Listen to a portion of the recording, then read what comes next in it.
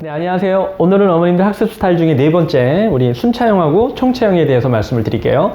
말 그대로 순차형은 차근차근 앞에서부터 끝까지 이렇게 좀 이렇게 직렬적으로 가는 거고, 그 다음에 총체형은 좀 병렬적으로 움직이는 아이들이에요. 왔다 갔다 할 수 있는 아이들.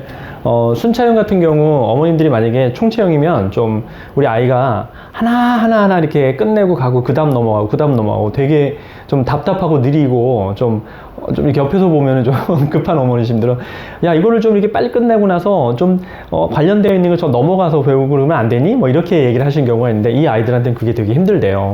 자기가 배우는 것들을 하나하나 이렇게 연결져야 되는데, 왜냐하면 그래야만이 책도 그렇게 하고 범위에 대한 것들도 그렇게 나가고 자기가 하여튼 공부하고 있는 것들이 하나하나 이렇게 차근하게 나가기를 그렇게 원해요. 그래서 강의 내용이나 수업 내용이 이 주제 저 주제 왔다 갔다 하면 되게 힘들어 하고요. 중간에 생략되면 굉장히 불안해요. 왜냐하면 중간에 뭐가 빠진 게 있는지에 대한 그 불안감 같은 경우 있고, 그 다음에 구체적인 그런 사실은 알지만 이 내용하고 다른 영역에서 배운 다른 과목이나 다른 단원에서 배운 내용하고 연관을 짓는 힘이 약해요.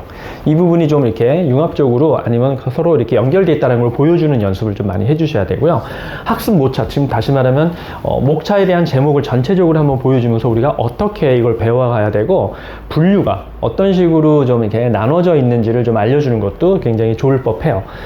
총체형 같은 경우는 먼저 이렇게 전체를 훑어보고 자기가 먼저 공부를 하고 싶어 하는 것들을 이렇게 보는 친구들도 있거든요. 그런 친구들이 많은데, 하여튼 전체적으로 총체적인 지도를 머릿속에 그려보고 나서 좀 이렇게 학은 하나하나 자기가 원하는 걸 찾아가고요. 그 다음에 하나하나 개념 간의 연관 관계를 생각해보고 내가 알고 있는 거랑 새롭게 배우는 거랑 연결시킬 수 있도록 하는 그런 어떤 좀 성향이 좀 있죠.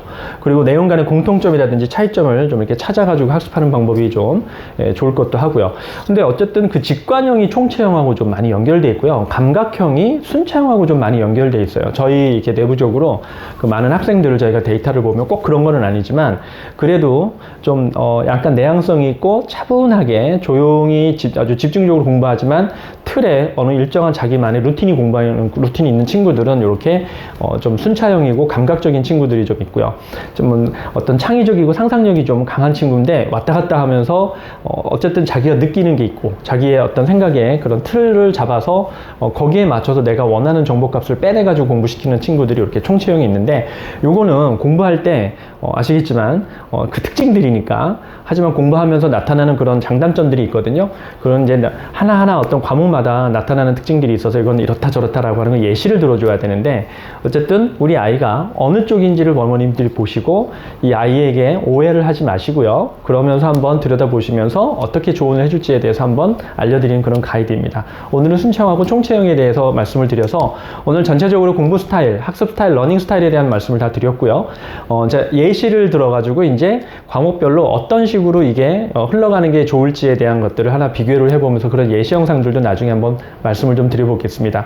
일단 오늘 요 업로드를 다 하고 러닝 스타일, 그 검사의 URL을 좀 올려드릴 테니까, 학생은 예전에 받았거든요. 근데 어머님들을 한번 받아보시고 궁금하시면 저희한테 카톡에 남겨놓으시면 저희가 요거에 대해서 또 답변을 드리거나 그 결과지에 대해서 어머님들한테 보내드리도록 할게요. 오늘 여기까지 하겠습니다. 감사합니다.